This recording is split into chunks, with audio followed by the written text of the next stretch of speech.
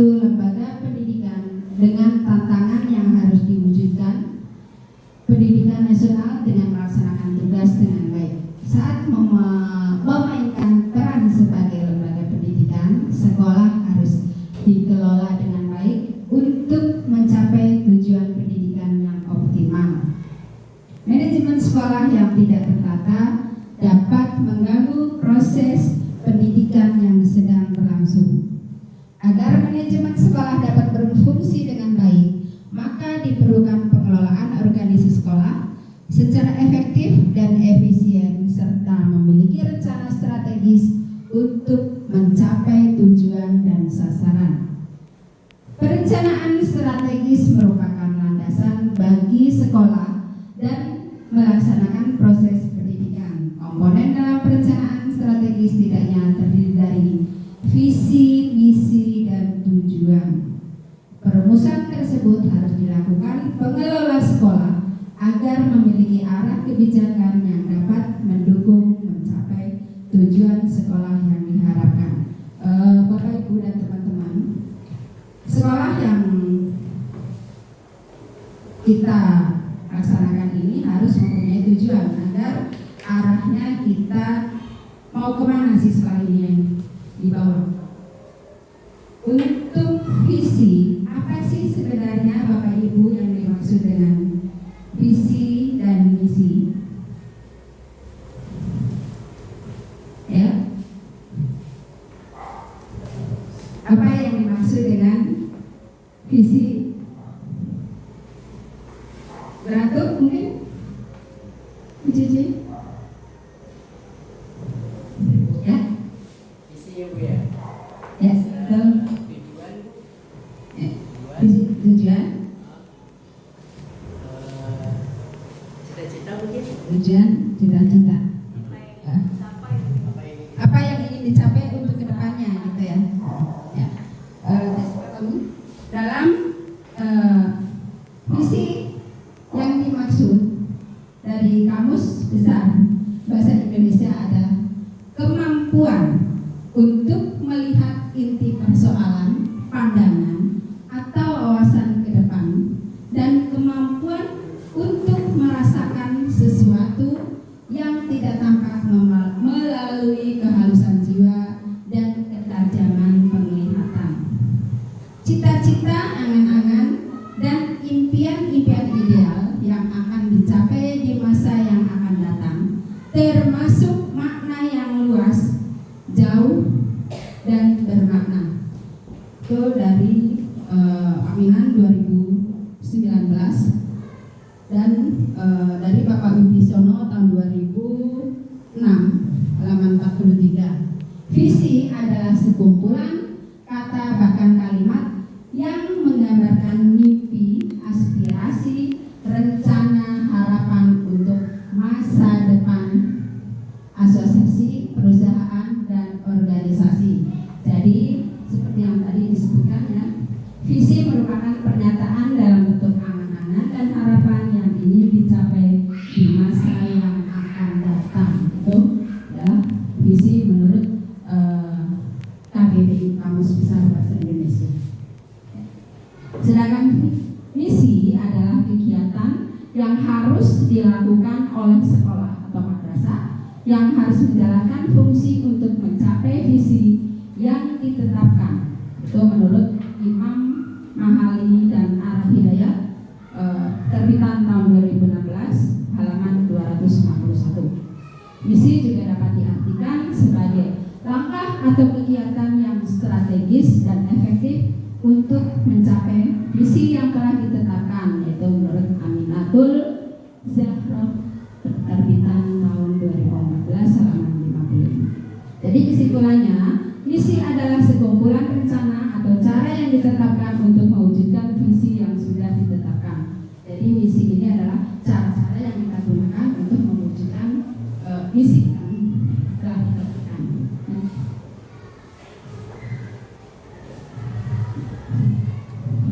Latar belakang kita menentukan visi dan misi yaitu sekolah kita sekolah nasional, yaitu dari analisis raport PBD sekolah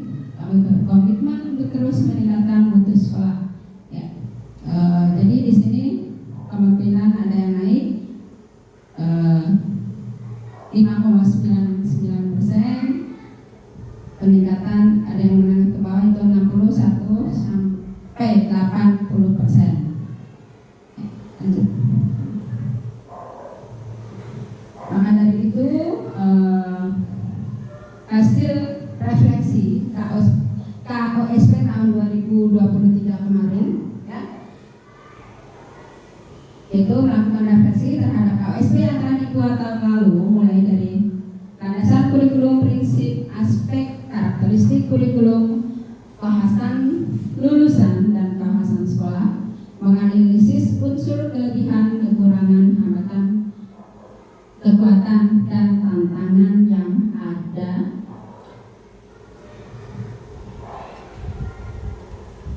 Dan kenapa sih visi misi kita harus berubah ya?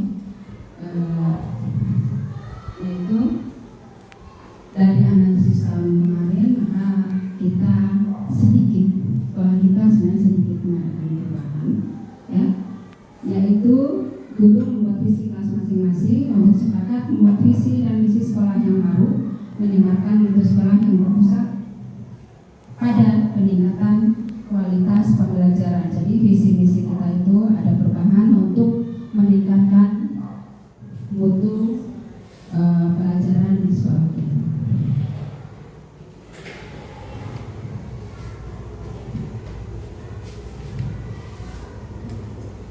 Ya, untuk visi misi sekolah, untuk visi sekolah kita tahun 2024-2025 yaitu terwujudnya peserta didik yang mandiri, kreatif, berakhlak mulia, serta pembelajaran yang sesuai kurikulum merdeka dan peserta didik yang berkarakter profil pelajar Pancasila. Itu adalah visi sekolah kita tahun 2024-2025.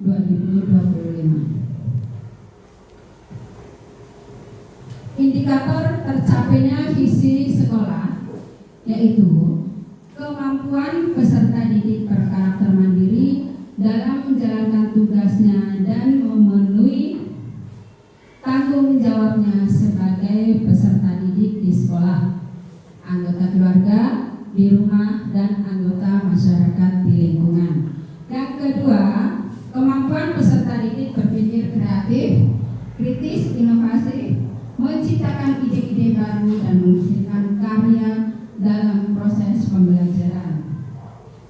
Yang ketiga, kemampuan peserta didik menginternalisasikan nilai-nilai keagamaan dalam pembiasaan, perilaku terpuji dan berakhlak mulia dalam kehidupan sehari-hari.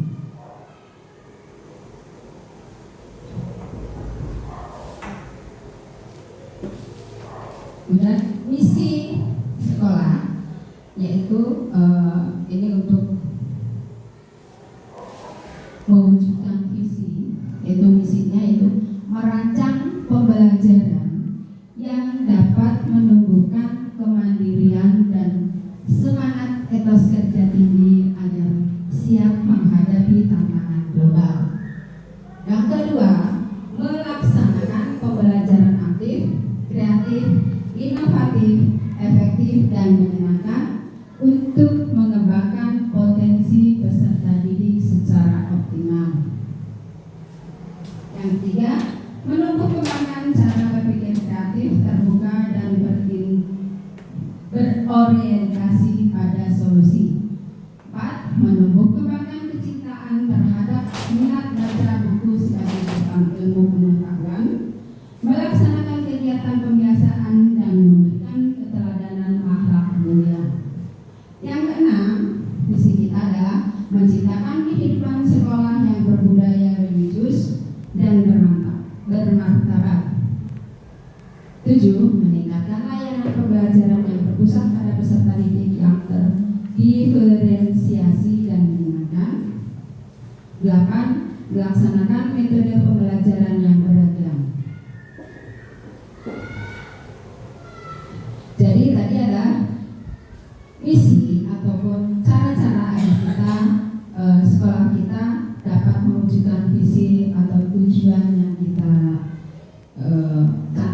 canangkan, maka dengan cara seperti itu tadi ya. Kemudian untuk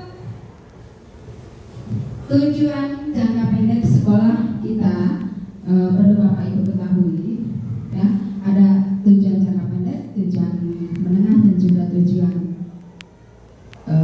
jangka panjang. Kalau untuk tujuan jangka pendek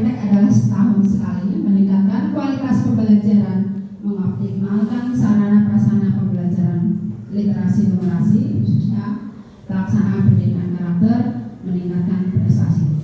Jadi untuk tujuan 1 tahun ini kita akan berusaha yaitu meningkatkan prestasi mungkin dalam bidang akademik dan juga non akademik. Kemudian untuk jangka menengahnya yaitu merancang pembelajaran yang berpusat pada siswa, melaksanakan asesmen secara digital, meningkatkan kemampuan hafiz, meningkatkan gagasan peserta didik untuk berinovasi. Nah, menengah ini adalah jangkanya 4 tahun sekali. Jadi dalam jangka 4 tahun ini maka kita bertujuan untuk mencapai yaitu melaksanakan asesmen digital, kemampuan untuk hafiz untuk anak-anak kita, juga meningkatkan gagasan peserta didik agar selalu berinovasi. Itu untuk rencana menengah 4 tahun ke depan. Untuk jangka panjangnya yaitu menghasilkan lulusan sesuai profil pelajar Pancasila dan dapat melanjutkan pendidikan sesuai bakat minat serta menyediakan sarana prasarana yang menunjang pembelajaran, menghasilkan prestasi baik demi akademik dan non akademik serta menciptakan budaya positif. Nah, 6 tahun ke depan sekolah kita akan mempunyai tujuan yaitu menghasilkan siswa-siswa yang berprofil Pancasila dan dapat melanjutkan ke jenjang yang lebih tinggi sekolahnya serta meningkatkan prasarana dan sarana yang ada di sekolah kita. Itu untuk jangka 6 tahun ke depan.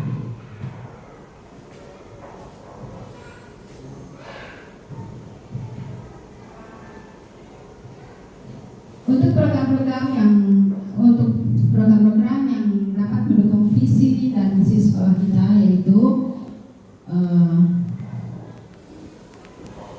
kita akan melaksanakan kegiatan sekolah yaitu yang satu merumuskan dan menetapkan ADART, yang kedua merumuskan dan menetapkan visi dan misi, 3 merumuskan dan menetapkan rencana tahunan sekolah tadi ya jangka pendek, kemudian rencana anggaran pendapatan dan belanja sekolah yaitu BOS ya, terutama kita akan memilah-milah anggarannya apa yang lebih diutamakan, apa yang harus didahulukan seperti itu, kemudian rencana akademis dan standar pelayanan sekolah. Kita berusaha nanti akan memberikan pelayanan yang maksimal kepada anak didik kita dan juga kepada orang tua seperti itu.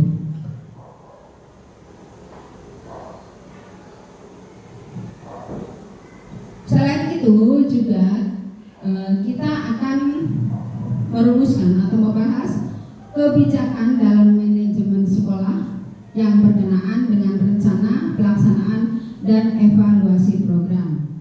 Juga akan merumuskan, membahas, dan menetapkan sistem penyelenggaraan pendidikan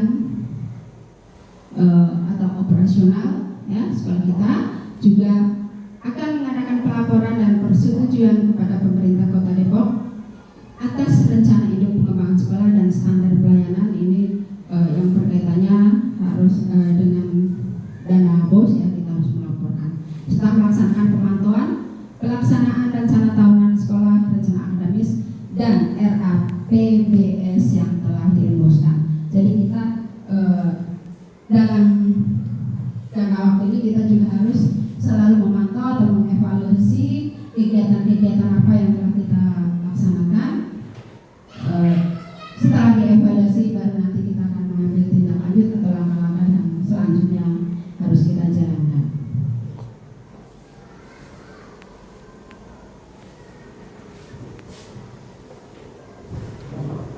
Kemudian program pengembangan profesionalisme.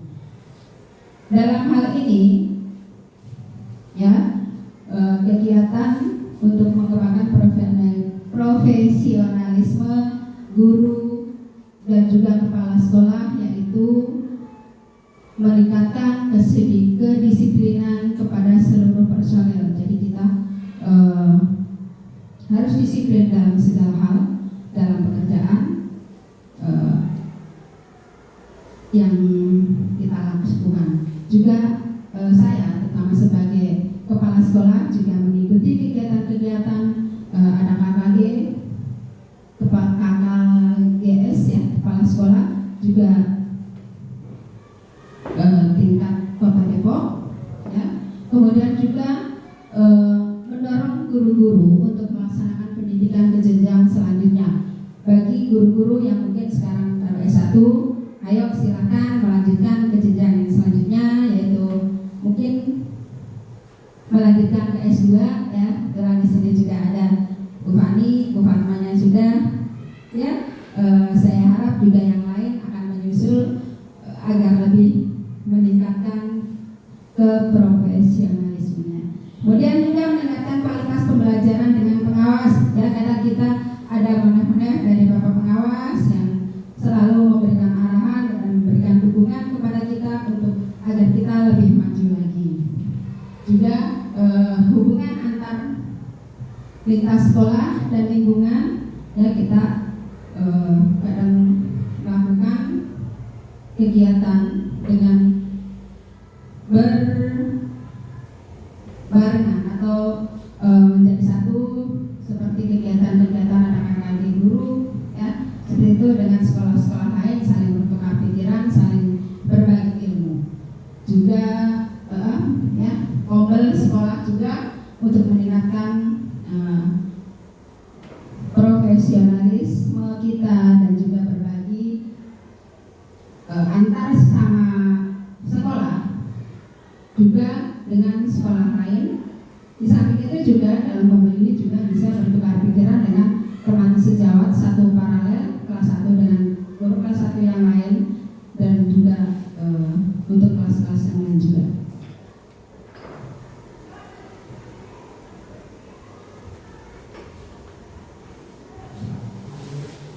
Dan kemudian untuk kegiatan program kegiatan kesiswaan, yaitu dalam bidang akademis ya, ada program pembelajaran untuk IT, yaitu yang biasanya di IPEK biasanya digunakan untuk kegiatan ANBK. Jadi siswa dikenalkan dengan IT, dengan komputer, jadi itu untuk pengembangan keipteknya. Juga untuk kedisiplinan, siswa kita latih untuk belajar disiplin, yaitu bisa dengan menggunakan cara upacara bendera, juga ada berbaris ya, seperti itu untuk meningkatkan kedisiplinan. Juga untuk mengkondisikan siswa belajar dan mengadakan bantuan ya, bantuan belajar, ada bimbingan untuk siswa-siswa yang mungkin penambahan kurang, jadi ada penambahan waktu tersendiri dalam melaksanakan pembelajaran.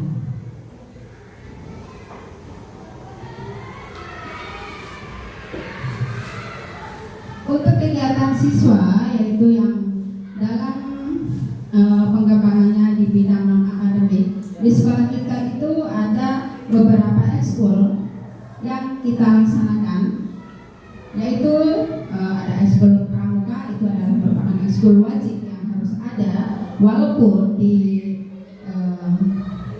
Kemendikbud ya, untuk pramuka itu sudah tidak wajib, bukan ekskul wajib lagi, tetapi kita di Depok itu mencanangkan ekskul yang wajib ada.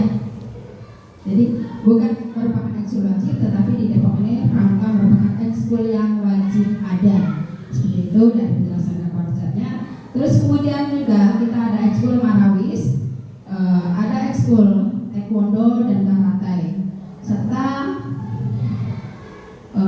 bimbingan melukis ya, walaupun ini tidak secara ekskul persis, tapi ada bimbingan dan bagi beberapa siswa yang mempunyai minat dan bakat dalam hal melukis.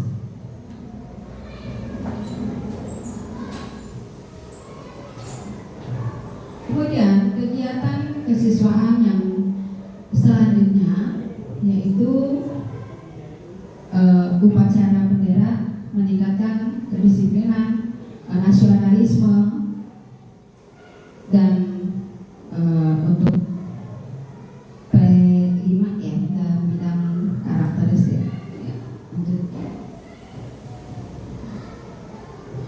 Ini adalah kegiatan kepramukaan yang tadi sudah bukan merupakan ekskul wajib, tapi ekskul yang wajib ada di sekolah kita ini rutin, yaitu setiap hari Sabtu ada ekskul pramuka, dan ini kegiatan-kegiatan yang ada persami juga yang telah kita laksanakan.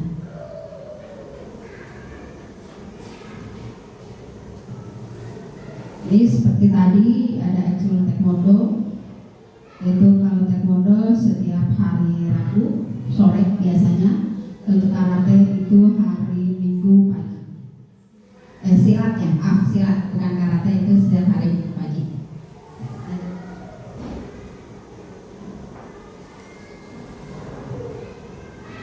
Ini adalah contoh kegiatan-kegiatan siswa, yaitu marawis yang biasanya dilaksanakan setiap Sabtu siang ya, setelah ekskul pramuka.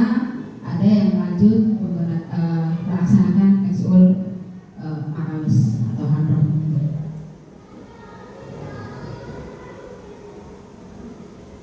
Ini yang tadi masih berlanjut, yang tadi taekwondo dan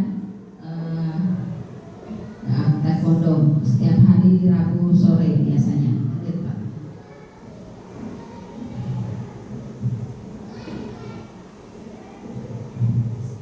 Ini adalah contoh atau foto-foto pelaksanaan literasi, yaitu kita membiasakan ya, Bapak dan Ibu guru sudah terbiasa literasi. Mungkin ada pojok baca beberapa menit mungkin sebelum itu ya, sebelum belajar dimulai, anak-anak menyempatkan untuk membaca buku-buku yang ada di pojok-pojok baca setiap kelasnya.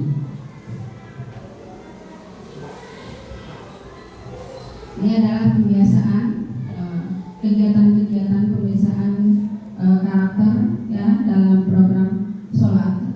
Untuk sekolah kita sudah biasa melaksanakan sholat berjamaah, sholat duha, yaitu setiap hari Jumat. Dan untuk hari-hari biasa, biasanya juga kita mengadakan sholat asar berjamaah di lapangan.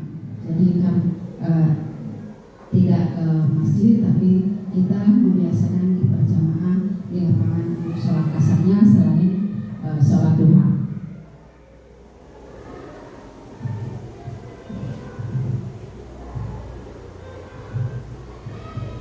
Kemudian Bapak Ibu, sekolah kita juga sudah mencantumkan, melaksanakan atau membiasakan setiap tahunnya, biasanya kita 2 kali santunan, yaitu santunan khusus anak yatim, biasanya di bulan Muharram ya, biasanya bulan Muharram kita tuh melaksanakan santunan yang khusus anak-anak yatim. Kalau orang Depok biasanya terkenal dengan lebaran anak yatim ya. Dan yang keduanya biasa kita melaksanakan santunan pada bulan Ramadan. Itu bukan hanya anak yatim yang kita beri santunan, tetapi itu dengan anak yatim dan duafa yang dananya kita kumpulkan bersama-sama, juga dari partisipasi anak didik kita, juga dari Bapak dan Ibu guru.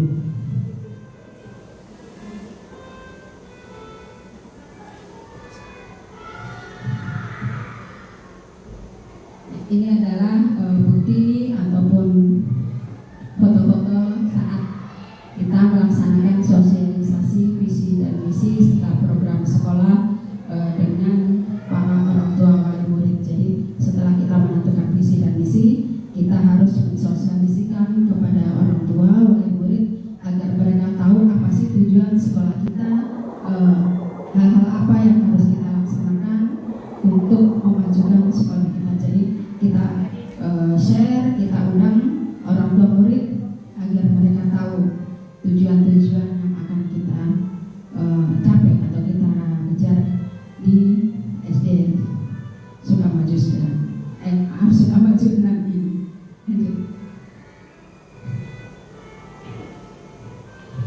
untuk program P5 kita juga ada, yaitu dengan program Market Day, ada seni tarik juga, kemudian ini pembagiannya per fase ya, biasanya ya kalau untuk Market Day jadi tidak digabung kelas 1 sampai kelas 6, tapi biasanya terbagi seperti itu.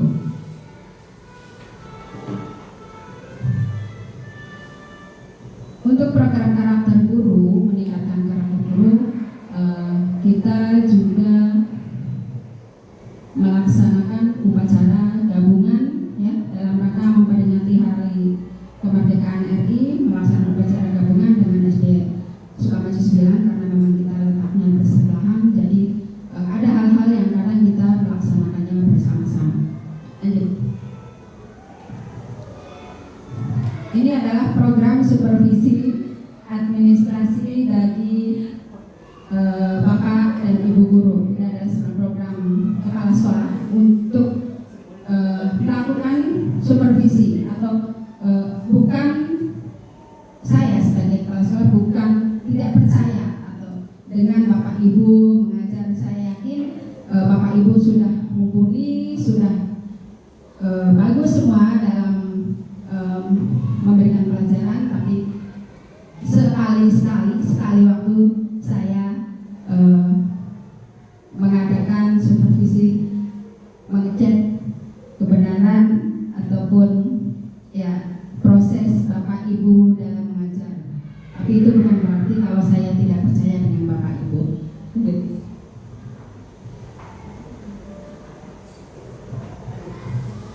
Ya, ini masih sama ya, supervisi tadi supervisi administrasi dengan Bapak Ibu. Kalau sekarang ini yaitu saya menyaksikan Bapak Ibu saat melaksanakan proses pembelajaran seperti itu. Kemudian untuk program sekolah sehat ya, kita sudah terbiasa bekerja sama dengan pihak puskesmas, yaitu melaksanakan imunisasi, bias, dan juga menerapkan program BS-nya yang kita terapkan. Bias ini sudah rutin dilaksanakan ya, karena kita alhamdulillah sudah bekerja sama dengan baik, yaitu dengan pihak puskesmas Sukamaju. Untuk sekolah hijau kita juga walaupun ya tidak hijau-hijau sekali gitu ya, tapi kita berusaha yaitu untuk merapikan tanaman-tanaman yang ada di sekolah kita, walaupun memang tidak terlalu banyak, tapi insya Allah mudah-mudahan kedepannya kita akan membuat lagi lahan yang sedikit ini menjadi lebih hijau lagi. Ini adalah program digitalisasi sekolah ya, terutama ini untuk mengacu kepada anak-anak kita kelas 5 yang biasanya setiap tahun itu melaksanakan ANBK ya. Jadi ada di waktu-waktu tertentu ada pelajaran untuk ipteknya agar anak-anak didik kita dalam melaksanakan ANBK ini berjalan lancar, berhasil baik, karena ANBK ini juga menentukan rapot pendidikan sekolah kita. Untuk program ramah anak ya, kita ada bekerja sama sebetulnya dengan Polres, yaitu dengan kepolisian untuk stop perundungan dan anti bullying ya. Itu kita sudah mengadakan kerjasama dan sudah ada pembelajaran ya, mereka dari pihak Polres itu datang ke sini. Lanjut aja Pak Tom. Ya, itu jadi Bapak dan Ibu guru ya, pemaparan saya jadi dapat kita ambil kesimpulan bahwa pada dasarnya visi dan misi merupakan elemen yang sangat penting di sekolah, di mana visi dan misi merupakan pekerjaan yang ditentukan oleh para pemangku kepentingan untuk mencapai keadaan yang diinginkan di masa depan. Kalau di sekolah yaitu pemangku kepentingannya adalah kita, Bapak dan Ibu guru, juga saya selaku kepala sekolah. Dan visi misi sekolah merupakan pilihan cara yang tepat sehingga mampu mengantar sekolah untuk mencapai atau mendekati impian yang dicita-citakan. Dengan adanya visi misi yang jelas dan disepakati oleh semua pihak yang terkait, sekolah dapat memiliki tujuan yang jelas, memberikan motivasi kepada semua anggota sekolah, dan menciptakan budaya sekolah yang positif untuk mencapai hasil pendidikan yang lebih baik. Dengan visi misi yang kuat dan relevan, sekolah dapat memotivasi seluruh stakeholder, membangun hubungan yang kuat dengan masyarakat, serta meningkatkan kualitas pendidikan untuk kemajuan sekolah kita. Ya, seperti itu. Jadi itu tadi pemaparan visi misi yang ada di sekolah kita. Mudah-mudahan dengan adanya visi misi sekolah kita akan menjadi lebih maju, lebih memiliki tujuan yang jelas. Jadi kedepannya kemana arah sekolah kita akan bawa sudah terpampang semuanya di visi misi. Sekian pemaparan dari saya. Mudah-mudahan sekolah kita akan lebih maju ke depannya, lebih berpotensi, lebih berprestasi lagi. Saya selaku kepala sekolah tidak ada apa-apanya kalau tidak ada dukungan dari Bapak dan Ibu guru semuanya. Sekian, wabillahi taufiq wal hidayah. Assalamualaikum warahmatullahi wabarakatuh. Waalaikumsalam warahmatullahi wabarakatuh.